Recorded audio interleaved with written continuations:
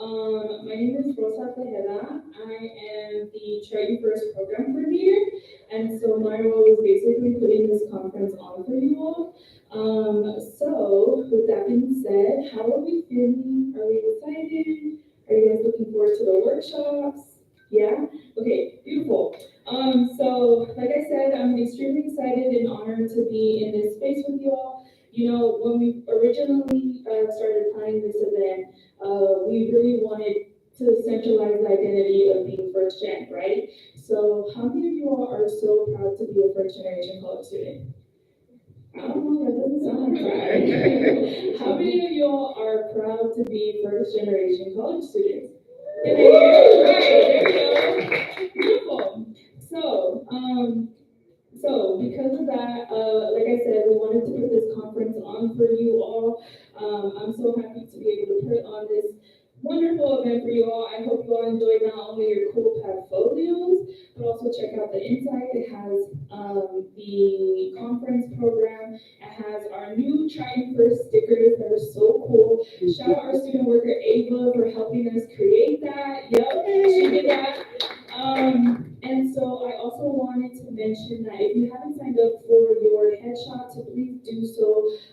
We will be having headshots right here in the governor's chamber, so right behind us. So with all that being said, I really want you all to help me welcome our keynote speaker, Oscar Zavala. Oscar grew up in Tijuana, California.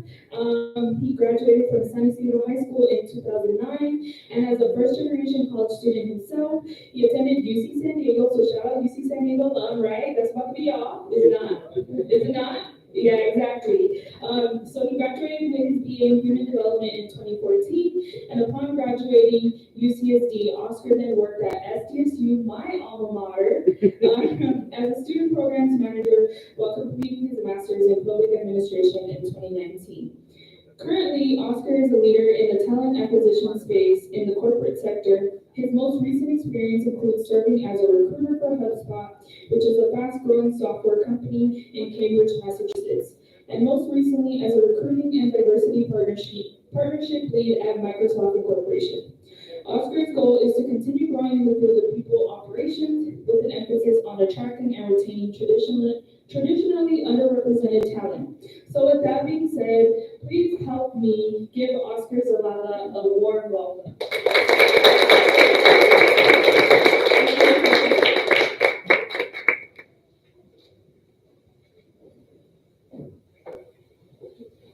Awesome. Well, thank you, Rosa, for the warm welcome, and thank you, everyone, for the welcome as well.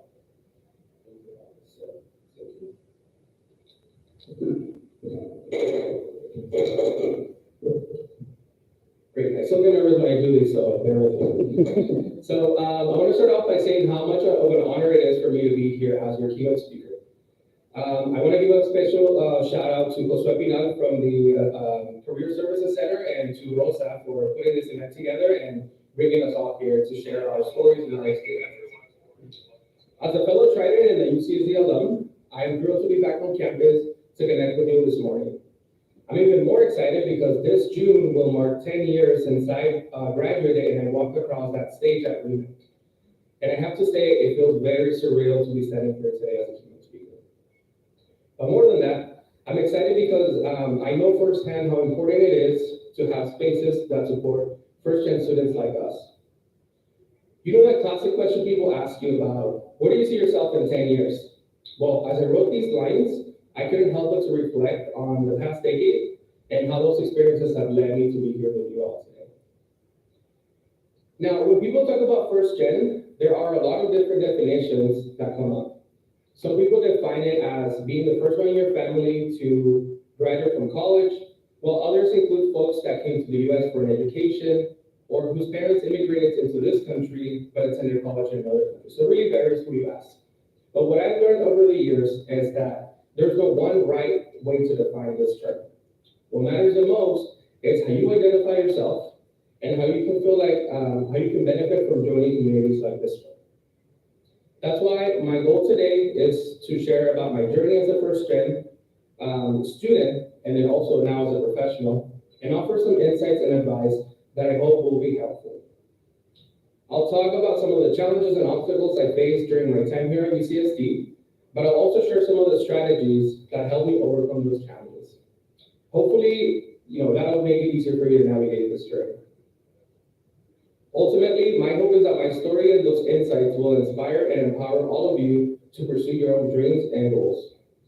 And I know that everyone's journey is different, and I know that your own experiences may be different from mine, but what I want you to take away from this speech is that you are capable of achieving great things, and that there are communities like this one that are here to support you along the way. So I want to share a bit about my own journey as a first-gen student here at UCSD. For me, this identity was shaped by a number of different factors.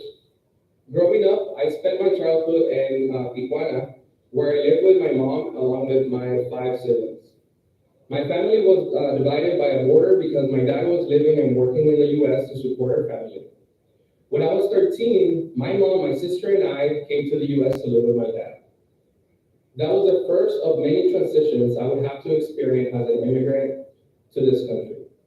From there, I was the first one in my family to attend and graduate from high school. I went to San Isidro High School, undergraduate here at UCSD, and eventually graduate school at San Diego State. And I was also the first one to eventually pursue a professional career and join the corporate world. I've learned that being first gen isn't just about the milestones we reach. It's also about the experiences and the challenges that shape us along the way. For me, that meant learning how to navigate this country and the culture at a young age. I remember having to learn English in basic phrases like, how much does this cost? Just so that I could help my mom with grocery shopping. I also remember being trusted with our rent checks as a little kid, which meant learning how to spell out numbers and double checking to make sure that I didn't add an extra zero by mistake. These may seem like small things, but these are the kinds of experiences that some of us first gens have to learn how to do. Many of us have to learn how to be resourceful, independent, and resilient from a very young age. And while you can't really list these skills on a resume, these are the ones that help us succeed in life. For me, being first gen always meant being able to figure it out. It means constantly learning, adapting, and pushing myself to do better. And I truly believe that this mindset has helped me in every aspect of my life, from my education to my career to my personal relationships even. Being a student at UCSD, being a student at UCSD says a lot about you, but being a first-gen student at an institution like this one says even more. What some may not see are all the challenges and hoops we need to jump through to reach these goals. For example, let's talk about the pressure that many first-year college students face when it comes to achieving success.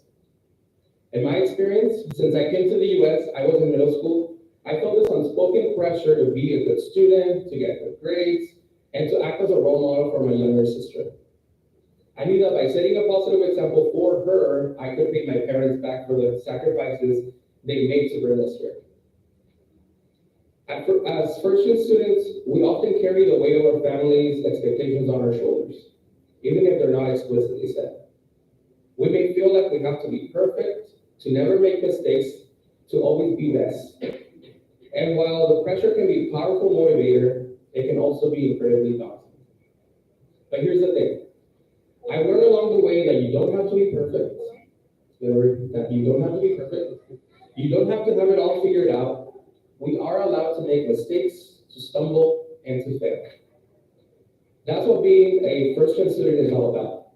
It's about taking risks, pushing yourself outside of your comfort zone, and learning from your failures. I know from my personal experience how difficult it can be to navigate these expectations, but I also know that it is possible to find that balance. Over the years, I've learned how important it is to prioritize my own physical and mental health. And my advice is for you to leverage the resources available to you on campus, such as the Counseling and Psychological Services, Student Wellness Center, Student Health Services Center, amongst others. I can say that my experience as an incoming first year here at UCSD was a bit unique. I was privileged to have participated in the Summer Bridge Transition Program, where I was surrounded by students who came from underrepresented backgrounds or backgrounds similar to mine. And many of them were also first-generation students. This allowed me to gain a strong sense of belonging and where I also built a strong network that still supports me today. Are there any Summer Bridge students in the house? Nice. But little did I know that reality looked completely different to me when fall semester came around. As a Latino student, I was struck by the lack of diversity on campus. Not only that, but I also didn't see that many faculty that looked like or spoke like me, unfortunately. At times, this made me feel isolated and left out, despite the strong network I had built during the summer. This is what eventually led me to seek out more safe spaces where I felt like I belonged. For example, I signed up to live in the multicultural housing during my second year. I also became involved with Mecha, with Spaces, and Oasis, and I even became a founder of Phi Iota Alpha, a new Latino fraternity on campus back then. All that with the goal in mind to foster the inclusion of others like me. I can say that unfortunately, not all students were lucky enough to have that support system. I saw how many of my peers struggled and fell behind, with some that transferred to colleges closer to home because they had a hard time adapting to the campus climate, and some who ended up on academic probation, leading to dismissal from the university. So as you navigate this transition, it is important to make your home away from home, whatever that may mean to you. It's important to rely on your support system, seek out communities that share your background and experiences, or get involved with the many resource centers on campus.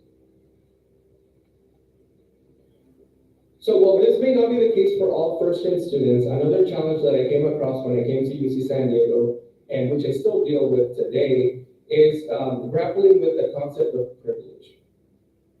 See, for me, coming from a low-income community and a low-income household to now living in La Jolla with luxurious amenities, fancy singing trees, getting to eat at all-you-care-to-eat dining halls, but at the same time, getting in student debt, buying those $200 course books, or paying to live in an overpriced triple. See, this was often what had me questioning if I was supposed to be here. Not because I didn't think I deserved it, but because I surely worked hard for it. But because I felt like I was living in two realities constantly. I was grateful for the opportunities that college had afforded me, but at the same time, I couldn't help but to feel guilt that my mom and my sister were back home. One thing that made things easier was learning about my peers' experiences and realizing that I was not the only one going through this transition. There were others who shared similar sentiment, and that's where I found support. It was also during my undergrad years here at UCSD that I worked for the Oasis academic transition program, where I had the privilege of mentoring first-year Summer Bridge students as an ATC.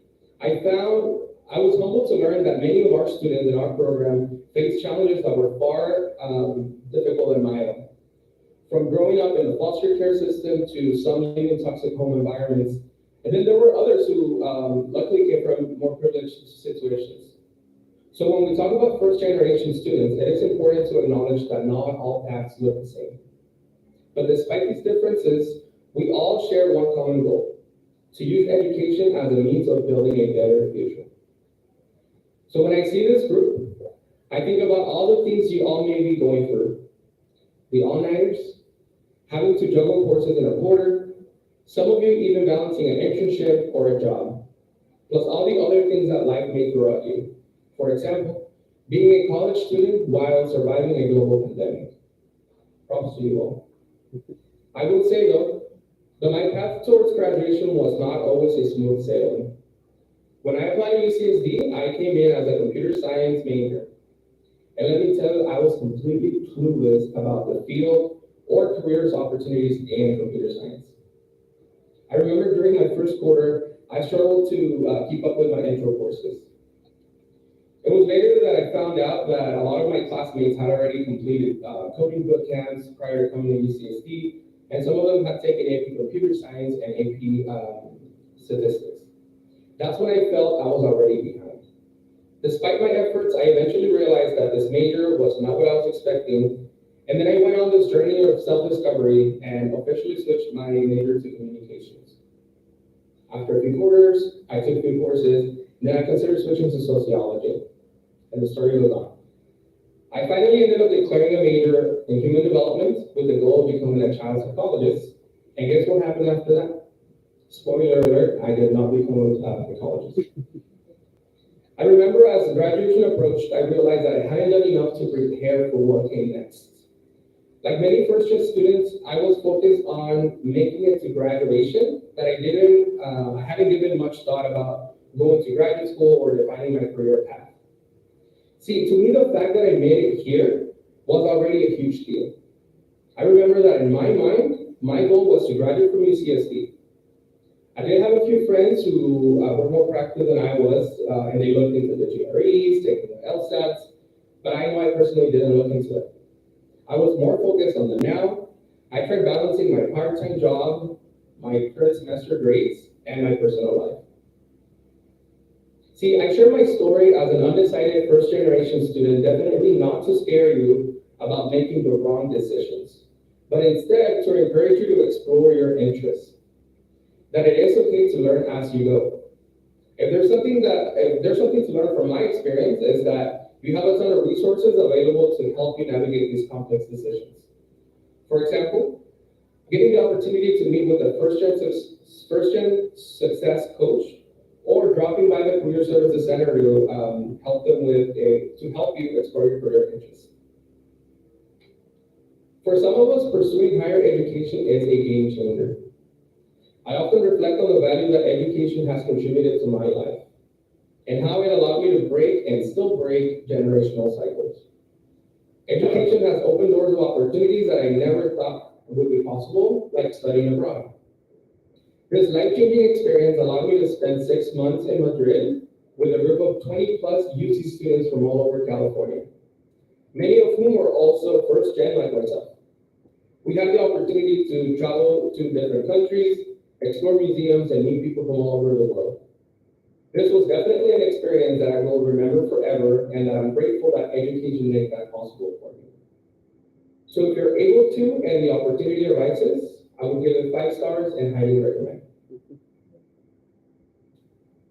I would say though that one of my most memorable experiences was my graduation weekend. That's when I had the honor of bringing my entire family onto campus to celebrate with me. It was a special occasion not just because I was receiving my degree, but because it was the first time my parents had ever set foot at UCSD. As I stood on that stage during my Rasagrad speech, I felt an overwhelming sense of gratitude for everything my parents had done to get me to that moment. I remember I choked back in tears when I thanked my dad for his incredible sacrifice in leaving everything behind when he was just a young man, all in the name of providing for his family. I thought about the long hours he spent working in construction, that backbreaking labor he endured day in and day out. And yet, despite all that, he never gave up. He never lost sight of the so-called American dream, a dream that he knew would one day become reality for his children. And then there was my mom, a pillar of strength and resilience. After my parents separated, she was left to support my sister and I on her own. And so she would wake up at 4 a.m. every morning to work as a baker at the local Northgate market, putting in long hours to make ends meet.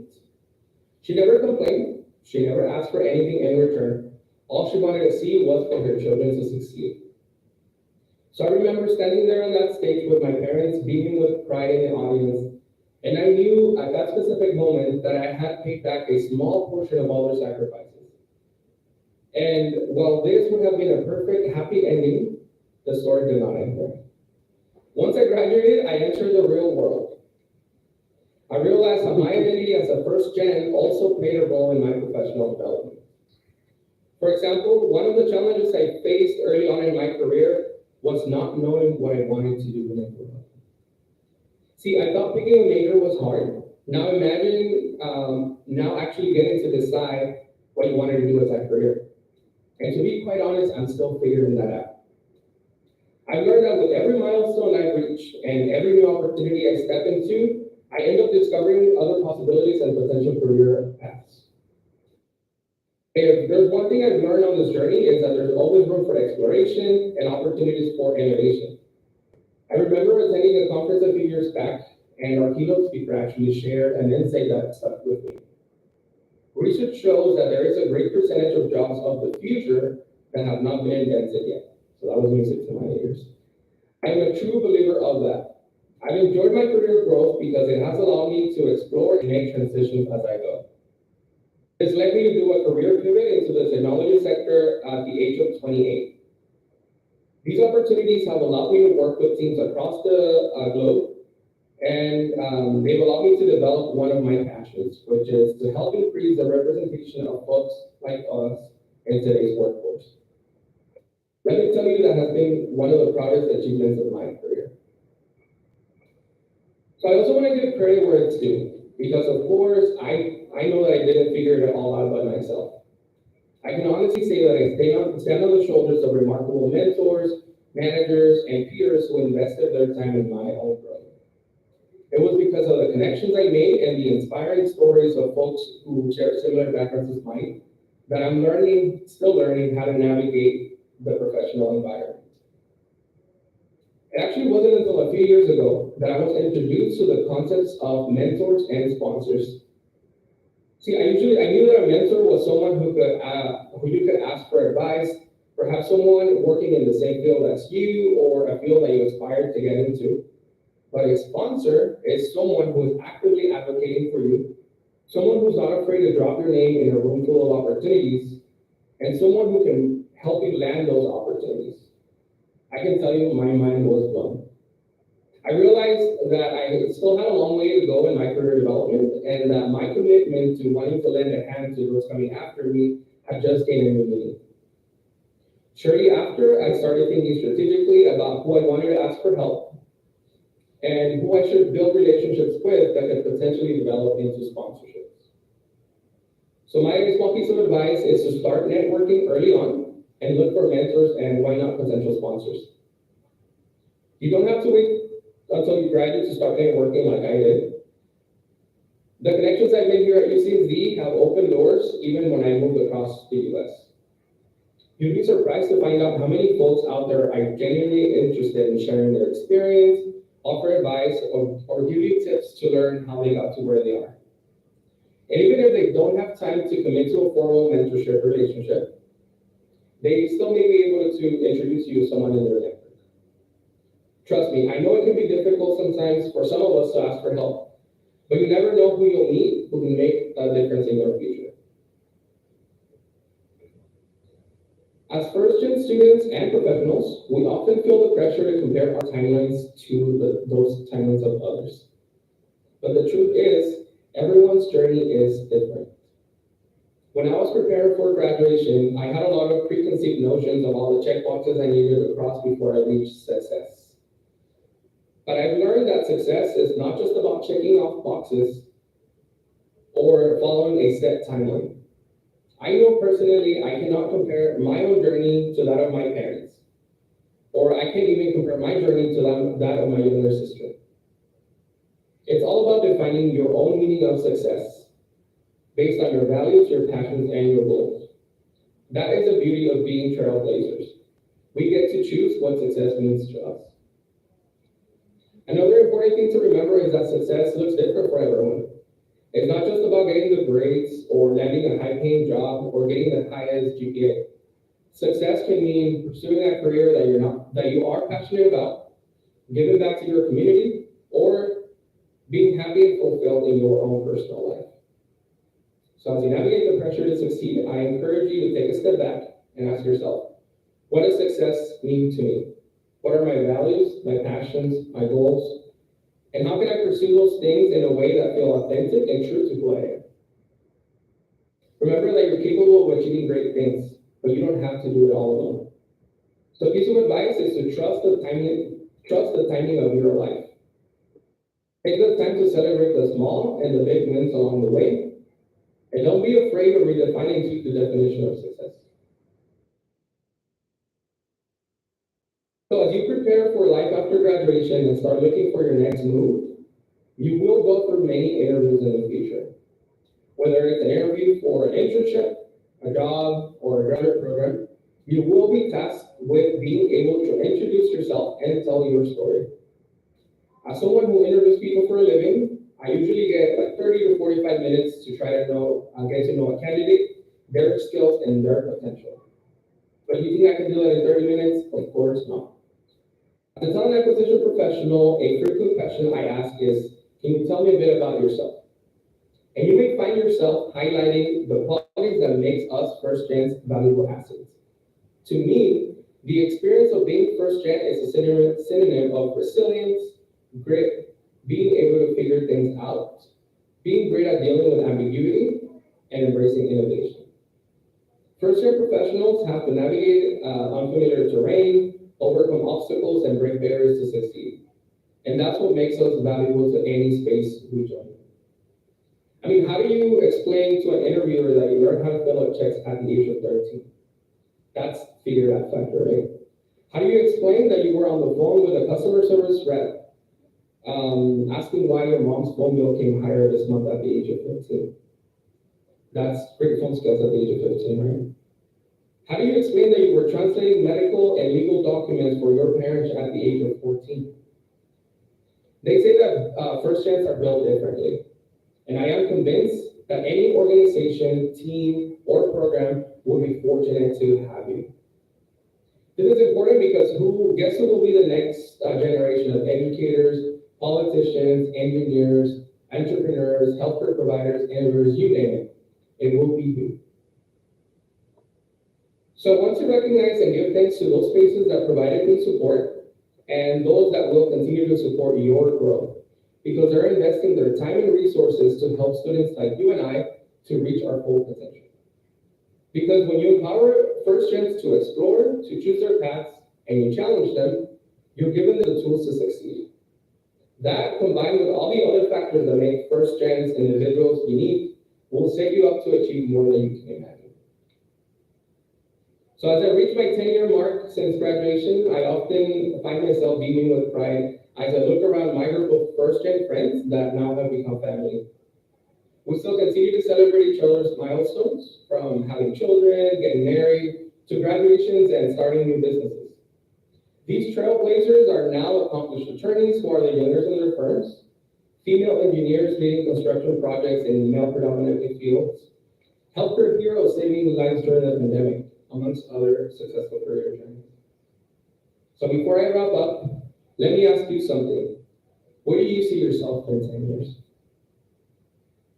As you ponder on that question, I look up to all of you, and I can only imagine how many stories fill up this room, and what your success stories would look like in 10 years. I want to say this: your experiences and challenges are what make you unique, and they're also what make you strong.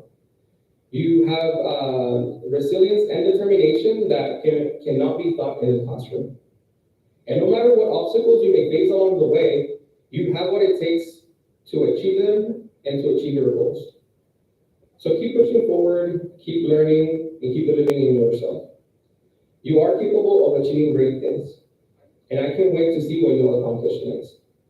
With that, I want to thank you all for your time and for having me this morning. So go first, Gen China.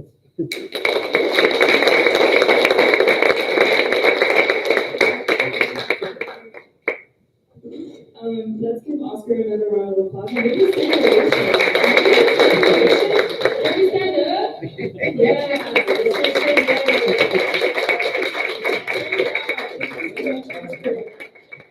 Yeah, thank you so much for that inspiring speech, Oscar. It was really great. Asking myself where I see myself in 10 years is definitely nerve-wracking, but I know with my strength and resiliency as a first-gen student, I'll be okay. So we are a little ahead of schedule before the next workshop. So our next workshop is at 11. So I think because it is a smaller, more intimate crowd, I need to do this to y'all. But what does being first gen mean to you? How about Sarah? I just made eye contact with you. With me. Oh, you know what? The tech guy hook me up too.